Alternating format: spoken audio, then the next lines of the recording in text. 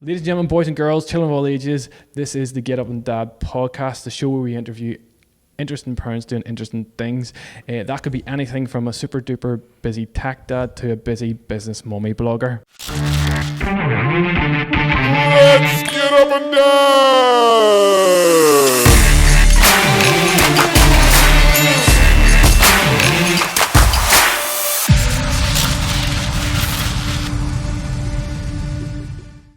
Today we have Dave Linton on the show, who is the founder of Madlug. So Dave, thanks for coming on the show. The first thing I like to ask people is, how many kids do you have and how old are they? So I'm a dad of two girls, a 14-year-old and a 12-year-old. Okay. So see, when your kids grow up, how are you going to tell them the story to the kids of how you got to the point where you are now? I don't think I'll have to tell my kids anything because they've lived it with me. And probably they've been in that kind of journey of, oh no, Dad, working again type thing. So, but they also love the reality and heart behind what I do. Okay, brilliant. So can you just tell us a bit about Madlug then and what it is? Yeah, sure. Madlug is simply a social enterprise bag company. We are a bag company that helps customer society to give dignity to children in care. And we do that through every time we sell a bag, we give a bag for free to a child in the care system because there are 90,000 kids in care. One child moving every 15 minutes, which equates to over 30,000 children per year. That's in the UK. And many of those kids have their belongings moved in black plastic bin bags. So we're simply using a business model to make profit so that out of the profit, we can give free bags to help these incredible children in the care system. Okay. So, I mean, what took the urge to kind of do this? I mean, where did this idea come from? For me, it was, so I had 22 years as a youth worker, so I absolutely believe and love young people. And also have, with my wife, since we were married, done respite foster care. And so we had once a month a young girl come and stay with us. But what had happened was we had taken a little bit of a break from that for a couple of years. We had moved also location and from Belfast up to Lurgan here. And when we went to re-engage in it, we were in a different trust area and so forth. And we were also had to go right back to the very start. So it was in that going back to the start, it put us on a program. And it was pretty boring because we've done this kind of stuff before many times. But week 4, they talked about children in care moving. And I was kind of just going through the motions of being in this course, but I heard this or watched the video actually of that they showed of this young girl, and she was in a wheelchair, a teenager, and she made this statement: when we move, the trust don't give us suitcases. Sometimes foster carers will loan us suitcases, but quite often our belongings are moved in black plastic bin bags and we lose our dignity. And so I absolutely heard nothing else the rest of the evening. I was just left heartbroken with this kind of desire is I'm going to fix it. And that's how I left that night, and that's kind of where Madlug, Make a Difference Luggage, was birthed from. Okay.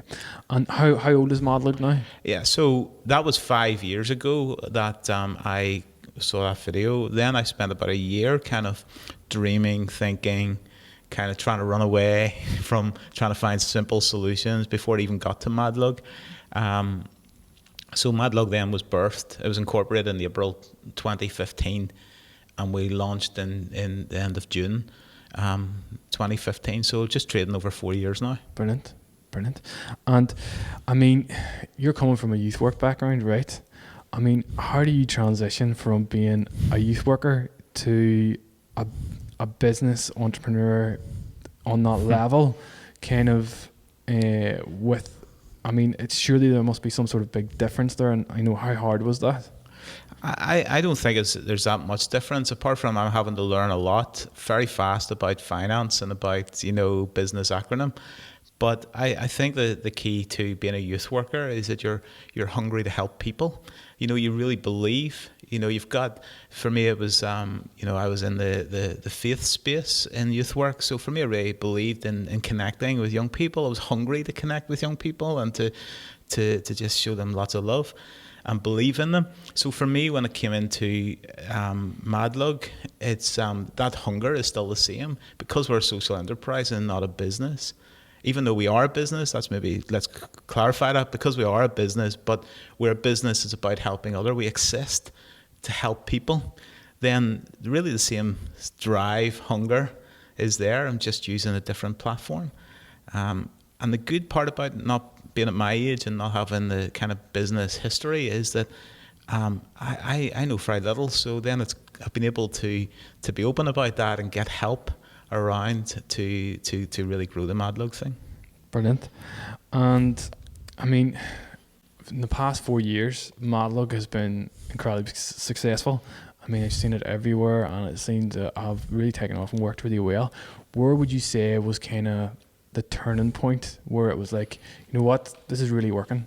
I mean, was it from day one, or what point did you go, this is working? I think there's a number of factors. The factor is that, first of all, I started with £480, and that £480 was put into the deposit just for a design company to do the logo and branding. Because as a youth worker, you can do all these things yourself with your little Mac and free software. But I just knew I had to learn. One of the things of doing a business, I had to learn to know what it is to spend money, to take cost on, because every decision has a cost. So I did that from the start. And that was probably the best investment I made, because it made a brand that stood out. So from day one, it's really had a standout factor about it. The other part is that we were first to market in the social enterprise product space in Northern Ireland, and very early, first to market in the UK space. So people then started to talk about it. People maybe wanted to do social enterprise using products to make change in so many areas. They then were drawn to the look at what we were doing, to see us. So that gave us kind of a something to aspire to. So that helped the brand organically. Year one, then we got listed as a new radical by the Guardian. That took us from a couple £100 a month sales, running a part-time job, trying to survive, keep the family afloat, be the providing dad, and yet I'm going, every month, how do we do this, with a very supportive wife. But so that took us into kind of the next stage. And then the second, that was first year. Second year, we then had the opportunity to do a crowdfunding competition. And we just fell into that. It wasn't like planned or part of a real strategy. And that led to us getting a bit more attention in the UK. I got the opportunity as a result of winning that competition, getting to have breakfast with Richard Branson in London. And then the following year, just last year, we had an influencer who basically shared the story. Again, it was nothing paid or let's intentionally seek out key influencers. It was just this influencer. It connected with us and put it out, and that weekend we had over 200,000 visitors. Awesome. And basically sold out in 10 hours every product we had. So that's kind of the growth. I'd like to say that it's been really intentional, and I love being intentional, but we've basically had so much organic. Yeah, I was going to that say, we've it sounds been very chasing organic. what's there. It sounds like it's just kind of grew itself. And Absolutely. it's almost like you've just supported that and Absolutely. pushed it, Absolutely. So, I mean, you're very, very busy. And it sounds like the last 4 years have been pretty crazy, having to move, transition to this. I mean, how do you kind of get that dad work balance as such to be able to run this business and then kind of balance family life as well? What would you say? Any tips or what way would you work that? Yeah, don't follow me. No, I'm just aware that my kids may arrive 20 years from this and go, "I was so wrong, Dad. You weren't that." No, for me, it's like, there's a fine line between working all the time and doing something that is helping people. And so, in some ways, there's a learning there for our kids to see now. As we have kind of grown in Madlug, I'm becoming more disciplined. So to not work as many evenings, to try and be more productive during the day, and that's hard, because actually one of the things that helps me do Madlug is I'm a creative. I'm that kind of dyslexic, in how I do things. So my mind thinks differently, you know, and I get probably distracted very easily. So I'm having to set in things that try and prevent me from being distracted during the day, so that I can be productive during the day. And then trying to involve my kids in what I'm doing as well. So the beauty of it is that, like yesterday, the kids spent a day hanging out at headquarters. Now they might not like it at times, but they also get benefits that other kids don't. You know, where I've a little bit of flexibility and can do those things, leave early with them, and so that's kind of how I do it. But I would say I'm not an expert at it. I mean, I feel completely the same in terms of what you're saying there, in terms of getting distracted. I mean, sometimes I'd be trying to do 3 things at once, and then something would come up, like an email. I'm like, oh, I need to read this. And then I'm halfway through this thing, and I would begin. What are some of the things you're trying to do then? You know, to try and to put those stops in place. So one of my mentors basically challenged me recently to says, Dave, you can only do 3 things in one day. Okay. And that's really hard for me, because I think I can do everything in one day, and respond. So one of the challenges he gave me, and this sounds a little bit non-tech, and actually it's so not me, but I'm trying it out, is he's encouraged me to move to a paper diary. A paper diary, and he has encouraged me to. Do you know how I feel about that? His reason is that there's no end to a digital diary, so you keep adding, and then you just get to the point where you never get through it anyway. So if you do 3 things in one day, and he's encouraged me to go for something extremely small spaced, so it only fits 3 things in. So I have a digital diary for the guys at work to say I'm in the office, I'm not in the office, we're away this day, that day. But when I'm sitting down planning my days, trying to plan, then I'm putting the 3 things. So one of them is maybe respond to the hundreds of emails that I haven't got back to. Okay. And, if it is spending making sure I'm taking my kids away, put that in as one of the things. Try and do 3 things, and it's what. So that's one of the key things. I'm very early days at that, but I do think it's helping me already. So, I mean, I have a similar kind of thought on, right, I need to get these things done today. See, when you get those things done, right, what do? Do you keep going, or do you just go, today's the end? It's the end. I think as you build team, it's easier because you feel like it's not just on your shoulders, and that's kind of where I'm at the minute. We have 2 staff working, there's 3 including myself. So I know that for me to really grow this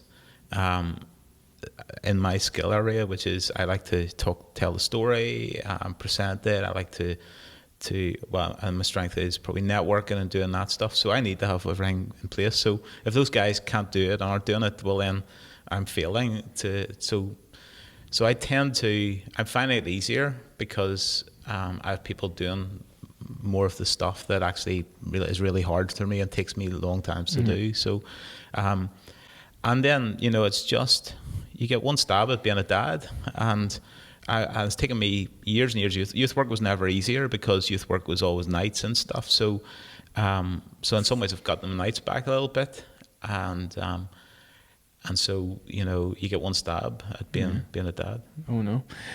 So I mean, sometimes I have horrible days at work. It comes the weekend, maybe it gets to the end of the week, and I'm just like, stuff this, and I'll just pack the kids up and I'll just go and maybe go to the park or something and take them to the swimming pool. I mean, what would you say is your get up and dad thing to do? Or would you just say, right, time to pack everything in, let's go family time? What would you say is your get up and dad thing to do? Well, for instance, we this past weekend, I'm just back from going camping. So a couple of my mates basically have dad-daughter camp trip most years. We try and get that in the diary and just go away for 1-2 nights and spend. So we were up in Ballycastle direction there, and Friday to Sunday the wind was blowing. It was like top of the mountain stuff, and kids got to be around animals and enjoy it. Back to nature a wee bit, and no showers for a weekend, all that kind of stuff for the girls. It's great, but that for me is a highlight. Also, I just love to drink coffee, but our kids want us to spend time with us. So what I found is like my daughter just wants to jump in the car, and if we're going to this shop or going to pick up this thing, she just wants to be. And I'm enjoying those kind of moments. It's just making sure you involve them. Brilliant. And so, see everything you've learned in terms of business and Madlug. Do you ever feel? Is there anything you feel that you've learnt that you kind of bring into family life, or that you want to teach your kids? Yeah, I had the opportunity to write a blog or an article for an online magazine last week for Female First, and it was how why it's important to educate your children to make a difference when they're young, and I reflected back on my own kind of upbringing. So my dad passed away when I was 5, so I didn't have that fatherly figure. It's probably the biggest loss in my life, and took me till I was an adult really to get to that place, and that's why I love having kids and being the dad I never knew. But I was starting to reflect on the importance of in that thing. So my heart is, people matter. Look at others. Think outside yourself. How can we really treat people with real value? Stand up for the weak, the vulnerable. It's all about justice, and so I started to reflect on all of that stuff, and started to realize the role that my mum had, who kind of bridged that father and mother role, and I kind of wrote in the article about how she had modelled it just by living it and fighting alcoholics who were colleagues, trying to give them second, third, fourth chance, keep them out of getting fired, befriending them, bring them home for dinner at times, integrate them into our family. And that all sticks with me. In fact, I was telling my mum on Sunday when I was speaking to her that, and she was talking about it, I said, I didn't think you would remember that. And it's wee moments that they remember. So when I'm in this Madlug journey, I do not want to, even though sometimes my kids might feel it's taking dad away, I don't want to get through life and not use it as an opportunity to say these people matter. When you're walking past somebody homeless, shake their hand. Treat them with kindness, talk to them, don't be afraid of them, don't look down at them, think about children care, but find what their thing is, but use the inspiration that we as a family are doing and trying to make a difference in people's lives. Brilliant. And so you've been doing Madlug now for up to 4 years. You've been looking after teenage girls, and what have you found most difficult? I think the times when you're starting something is that we live in a consumer world, and it's like people are judged where they live, what they drive, the things that their kids are involved in, what they wear, all those things, and we're humans, and you wrestle with that place of providing. And yet, when you start something like Madlug, you really sacrifice a lot. It's about just getting bills paid. It's about, struggling to get a holiday or even a break. Doing those kind of things. And I think those are good. Not giving your kids all that stuff at times, because that's just consumeristic. But sometimes the challenge on a dad is it's a short life. You want them, like my daughter loves horse riding. She would love a horse, but you can't provide a horse like many dads can't. Probably even if I, was working a different job, I still couldn't provide a horse, because my back garden wouldn't be big enough, So but it's just trying to, that is hard at times, but worth it. I'd rather be doing what I'm doing and be content than with what I have than just striving for more and more and more. Just that for me has been the most difficult, probably. Okay. And I see Madlug, it's constantly developing in terms of there's new products coming out in terms of the different shapes of bags and stuff. Where do you get the ideas in terms of how to grow, and what bags you bring out next? Yeah, so we've whenever you start with £480 and you don't have hundreds of thousands to go and stock up a warehouse, you have to be really innovative. So and minimize the risk. So for me, the thing that I've always been from the start is, let's not get too involved in innovative products. because when you look at the market, classic is what's selling. So you can because you can sit down and think somebody wants, this or that, or wants a pocket in every, side of the bag. But actually, when you look around shops and look around other brands, you start to see actually it's just a shell, it's just a bag, and that's the majority. So our kind of model has been stay classic, have quality products. So quality is nearly more important than innovation of product, because that's what people will remember is, oh, that bag lasts me 1, 2, 3, 4 years, and it's in great quality, which is what we hear all the time. It has to look good, but a classic design is already designed. So you can make your own little tweaks to it, but you can't. You don't need to sit down with a blank sheet of paper, and then be innovative in telling the story. So how do we share the story? How do we brand it? How do we? That's kind of where we've put a lot of work in. Now, as we have grown, we then work with partners and manufacturers who have templates or bags and they may make suggestions to it, and we tweak them again, and then we can bring out probably more innovative technical bags. But the bag that sells the most is our classic backpack, and it's been around for years, and many brands have used it, and we're using it, and it's still outselling any of our other newer, fancier bags. Great. And so, what would you say is the next big thing for you? The next big thing is we've had a huge increase for the last 4 years, and this maybe sounds a little bit defeatist, but actually what we want to do is have the next 1 to 2 years kind of building a robustness rather than just rapid growth, because then our long term is that we see what we're doing as something global potential, but we don't want to take that until we can impact locally on the giving side, the kids who get it. Because it started off with a giving bag, because black bin bags. What Madlug has become is the brand is so identified by kids in the care system as the brand that cares for them.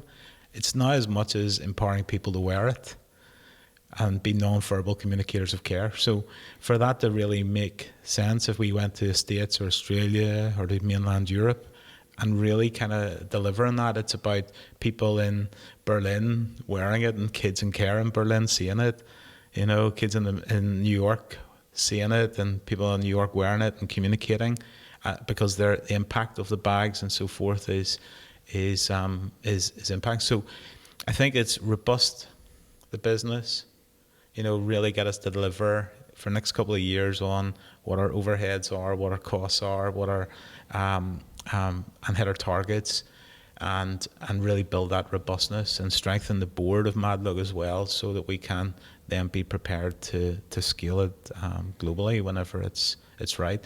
Otherwise, we'll just keep chasing. Yeah, I mean, it's interesting to hear you say that, because sometimes whenever you start, you just have to throw everything in it and then just figure out how you're going to get it to work. But then you have to try and figure out how to stabilize it so that it works long term. Absolutely. And it's good to hear that you're doing that, in terms of, because me as a business owner as well, I have the same problem sometimes, but we're kind of going from that going up and going down, so trying to go mad and then stabilize again and go mad and go stabilize. So it's good to kind of see that you have the kind of same. The last 4 years has shown us that our product works. Yeah. The last 4 years shows that our brand works, that there's something in it, and so we just need to do it better and make it more robust, make sure our supply chains are stronger, because that's what we've realized in the lack of experiences. We've moved manufacturing a couple of years ago to more local, and we just reached capacity less than a year, and it was then, oops, where do we go? Yeah. And then we had to kind of, it was kind of emergency. Let's get back around the table. Let's get our supply chain right. And so we're just continually always trying to make that robust. How do we do that? And then you're more confident in. Certainly. Yeah, it is. Sometimes it can be so difficult trying to just make it. It's almost like a flow of a timeline to try and make it work. Yeah. You know, and it can be difficult. It's not the natural for me. As a creative, I think when I look back at my youth work career, I was 5 years in places. I spent the first 3 years digging foundations, you know, maybe fighting with people that didn't see where you were going, and, you know, and so forth. And you would really go through the pain barrier of that, and you'd pour the foundations. And I was in my element, even though I hated sometimes the conflict that came with that. And then I would start putting a few bricks on the building, and I would get extremely bored, and I would also feel constrained by the there's nowhere for it to go. Mm-hmm. You know, it's done, and then 5 years, I'd move then to another, do it again, feel it where there's either something needs started, something needs fixed, start digging the new foundations, adding it, changing it, and so that's my natural. That's what I do really well, is innovate, kind of create, always see things that can be better, and I've no fear of taking on the pain barriers of that, and I thrive, a pioneer when I'm creating. So I'm in this kind of stage where it's like I'm leading something that's already been done, and we're trying to make it robust. So the learning for me, the robustness, and this isn't just about creating, have a headquarters, have staff, have this.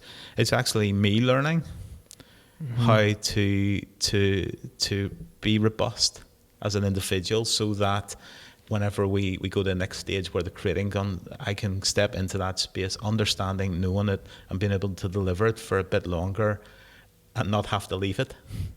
So that's this stage is extremely hard. You know, HR, admin, it's all those kind of things. Management, it's I'm having to just learn how to do that, but loving the challenge of that. Let's get up and dance!